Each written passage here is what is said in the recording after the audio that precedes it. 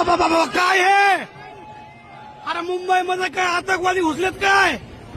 कसल्या गाड्या द्या?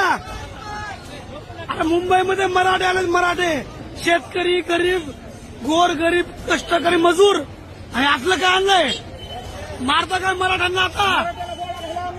गोळ्या घालता अशा?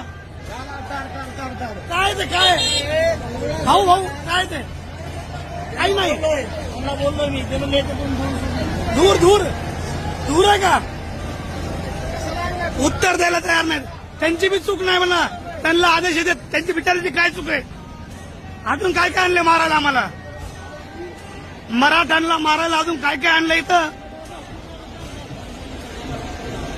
काय हे काय मागं काय? नाही ह्यांची काय चूक आहे? ह्यांची चूक नाही.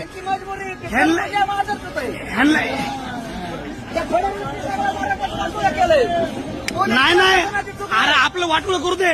आता काय आपल्याला मारता काय मग? आपल्याला आता मग हे पाचलं काय आणलं मग? ते धूर मुंबईच्या बोकांडी बसलाय. नाही ना ते काय मग धूर नाही काढायचं आणलं ते गाडी सोडायचं. आता कसं आहे टरबुजाची पावर दाखवतोय मराठ्याला पुढे, पण मराठ्या पुढे टरबुजाची पावर. सर्व मराठा समाजाला आव्हान आहे असं कुठलंच कृत्य करू नये की ह्यांना एखादा चान्स भेटाव. 100% काल पाटलांनी सांगितलंय सगळ्यांनी शांत राहा आणि शांत राहा सगळ्यांनी. काय म्हणणं आहे? बरोबर आहे.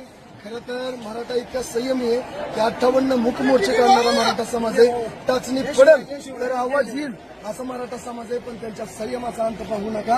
गेल्या कित्येक वर्षापासून मराठ्यांच्या लेकरावर अत्याचार होत आहे, पण त्या अत्याचाराच्या विरोधात मनोज दादा जरांगे पाटलासारखा निष्कलंक माणूस लढतोय आणि त्याच्या पाठीमागं महाराष्ट्रातल्या प्रत्येक उंबऱ्यातला एक मराठा या ठिकाणी सरकारला दाद मागण्यासाठी आलाय. आणि तुम्ही या पोलीस प्रशासनाच्या माध्यमातून त्या मराठा समाजावर दबाव आणण्याचा प्रयत्न करा. दारू गोळ्याच्या गाड्या या ठिकाणी आणून आम्ही दहशतवादीत का? आम्ही आतंकवादीत का? आम्हाला मारण्यासाठी या गाड्या आणल्यात का? लक्षात घ्या.